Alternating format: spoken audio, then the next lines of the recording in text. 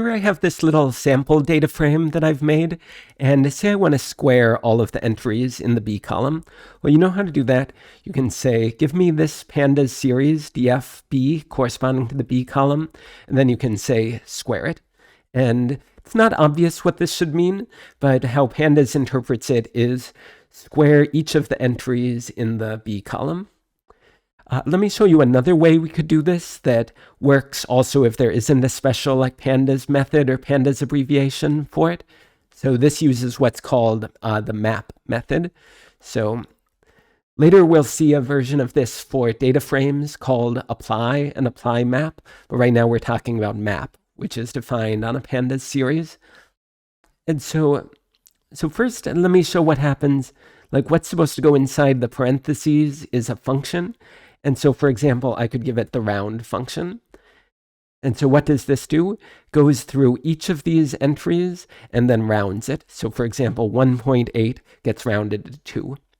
What if I wanted to square each of those entries? Okay, I could try doing something like this. But problem is Python isn't going to know how to interpret this. Like it doesn't know that I mean the squaring function. Yeah, maybe you try like x squared, but that doesn't work. So I need some way to specify that this is supposed to be the squaring function.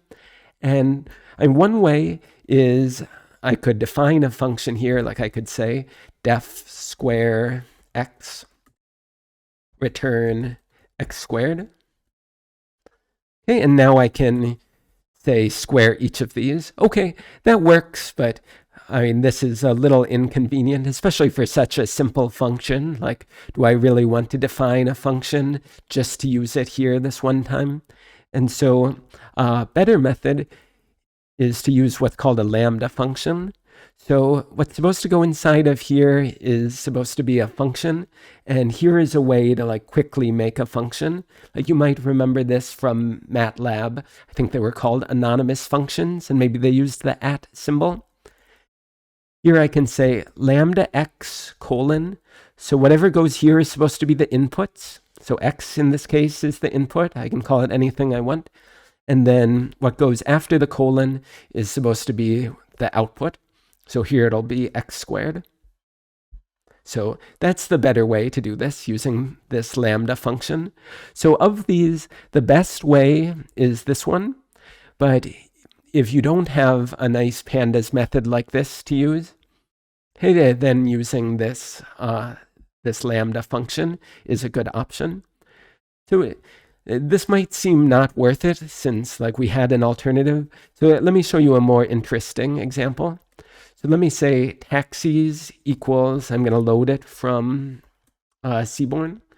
So load dataset taxis. And then let me say, or let's just remind ourselves what this looks like. And so we've already done something with, I think it was the pickup location, but let's do something with, how about drop-off zone? And so I want to know how often is the drop-off zone in the Upper West Side. And so let's try this. And first thing I'm going to do is I'm going to get rid of the null values in the drop-off zone. So if I do drop-off zone dot isNA dot sum, this is going to tell me how many null values are there in that. So there are 45, so quite a few.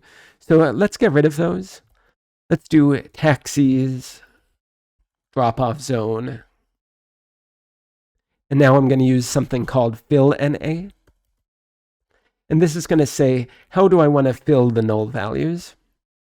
And here I'm saying, let's fill it with the empty string. Okay, the reason I wanted to do that is null values get counted as floats, whereas here I want this to get counted as a string. I want everything in here to be a string. Okay, so let's see if that worked. So let's check and see if the null values went away. And they didn't. And the hint for that is notice that something got printed here. When something gets printed, that's a sign that you didn't actually change the original object. So if I want to change it, I could do in place over here, but instead let me do it this way. So this is saying replace the old drop-off zone column with this new one where the fill NA values have been replaced. And now it's down to 0. Okay, great. And so now, again, let's do taxis drop-off zone. And let's just see how often it's equal to Upper West Side. So you can already tell that something's going wrong because this one we thought might have been true. And well, the problem is that if I look at taxis.loc1 drop-off zone, okay, notice it's not exactly equal to Upper West Side. It's Upper West Side South. Okay, so what I could do is I could say Upper West Side in, okay, is it in this string? Is it a substring? That doesn't mean it has to be the beginning of the string, just anywhere in it. So I want to do something like this function to all of the entries in taxis drop-off zone. So how can I do that? Well, we're going to use it with map, like up above. So go to this drop-off zone series. Then I'm going to use map.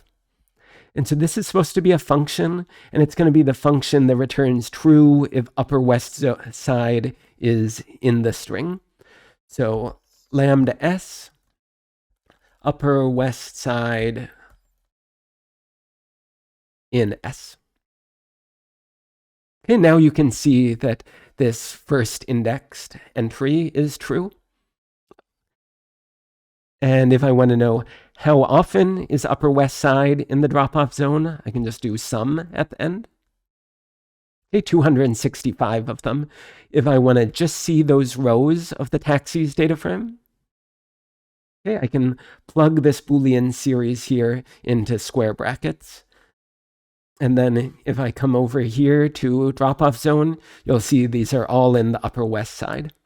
Okay, yeah, that's where I'll finish this video. Thank you for watching.